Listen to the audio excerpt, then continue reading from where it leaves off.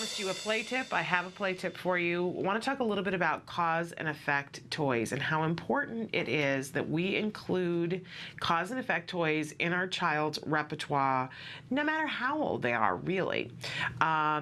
And what we mean by cause and effect toys, you do something and something happens as a result.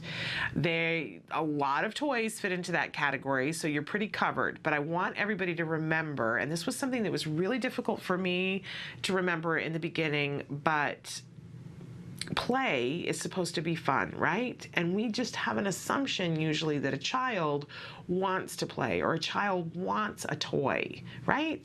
Kind of makes sense, except that that's not how it is a lot of the time for our kids on the autism spectrum. In fact, it's quite the opposite.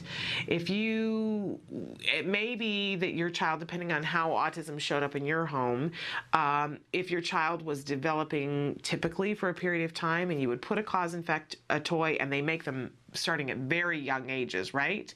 They even have those gyms that you lay over the child as they're laying when they can't even roll over, and if they hit something, it makes a noise, right? That's a cause and effect toy, and you give that to a 2-month-old. And then later on, you have those little things that you flip the button, and the little Sesame Street character or whoever pops up, and then you push it down, and the next one you have to push the button, and you have to do different things on 4 different buttons, and the little characters, cause and effect toy. All of those things are cause and the marble run is a cause and you put the marble in and it goes down and it gets to the bottom. It's cause effect. So different ages, even video games a lot of time are cause and effect. You do this, the character jumps. Really important that we make cause and effect toys reinforcing for a child. For some of our kids, it just feels like work. Like, why would I want to do that? Right? And worse than it being work, for some of our kids, it's aversive. That pushing the button maybe hurts or is difficult. And when the thing pops up and it spouts music, it's a sensory overload for them. So we have to be sensitive to that. First of all, we have to take our kids wherever they are and just look at it and say, I know it's hard. I know it's an emotional thing because your expectation is your child's going to want to play with these fun things that all the other kids want to play with.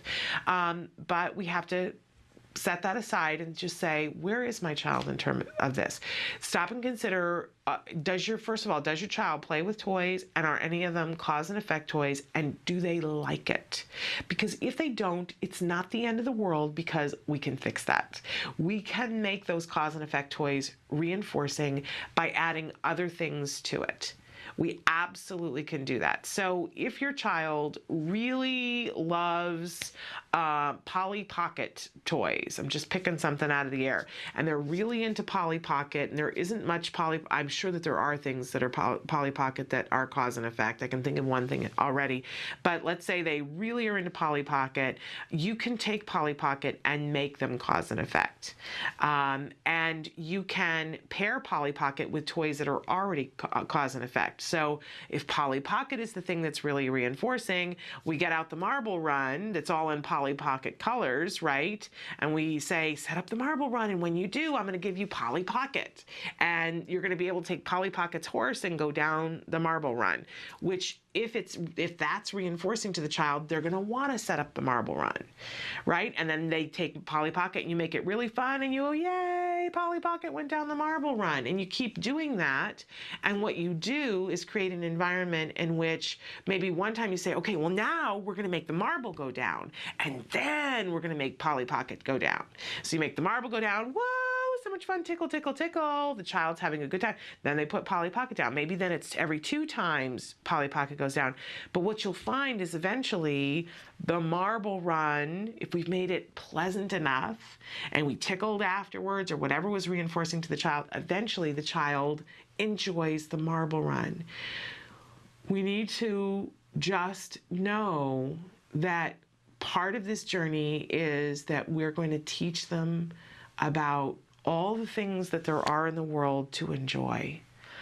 It's not going to just come. It's going to take time, and it's going to take patience.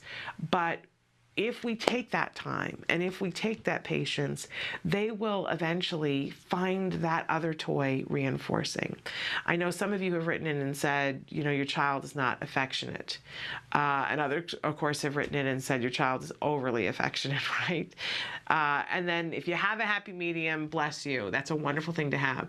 But for those of you who your child doesn't find affection reinforcing, know that you can do this as well with that. That you can, if you pair something that is reinforcing with something that isn't reinforcing, you can make that first thing more reinforcing. And sometimes then it becomes the reinforcer, which is very exciting when that happens. Really important though that we get cause and effect toys be reinforcing, because stop and think about all the connections in the brain that get made if we teach a child that if you do something and there's an effect to it, it's pleasant. Because computers are completely cause and effect, right? A lot of school is cause and effect. We want to build in this thing that you're going to do something, you're going to perform some sort of action, and then there's going to be a result to it, right? Because the whole world is built on that. It's the same thing for us as we're doing ABA. I'm really thinking about this as I'm talking about it. But we also are going to realize that in some respects, this really applies to ABA, because we're going to do something and it's going to have an effect, and we want it to be reinforcing for us. So take the time to make cause and effect toys really reinforcing for your child. They will do better in school, they'll do better socially, they'll learn better. And not only that, they'll be lifelong enjoyers of all kinds of things, whether it's a marble run. And by the way, let this grow with the child. Have it, you can start with things that maybe are not age appropriate, but they're skill appropriate for your child, but you can build up to the point where you're dealing with age appropriate. My child's 9 now, and most of the cause effect toys are, in fact, video games. However, this morning when he got up, we opened presents late last night, and then he kind of went off to bed, had no time to play with anything, really the ultimate in cruelty on my part. But it was very interesting this morning. He got up before anybody else did, and I thought for sure, it's a school morning, I thought for sure he's going to be downstairs playing a video game, which is not allowed, by the way. But I went downstairs and he had opened, somebody had given him an Angry Birds game that is all the wood blocks with the birds so that you can throw, it has a slingshot that you throw the bird at it, and an actual cause and effect, right? But not a video game. Very appropriate for somebody his age. It was the winner of the day.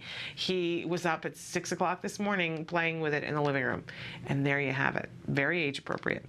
Okay, so cause and effect toys, really important. Don't assume that they're reinforcing, but make them reinforcing.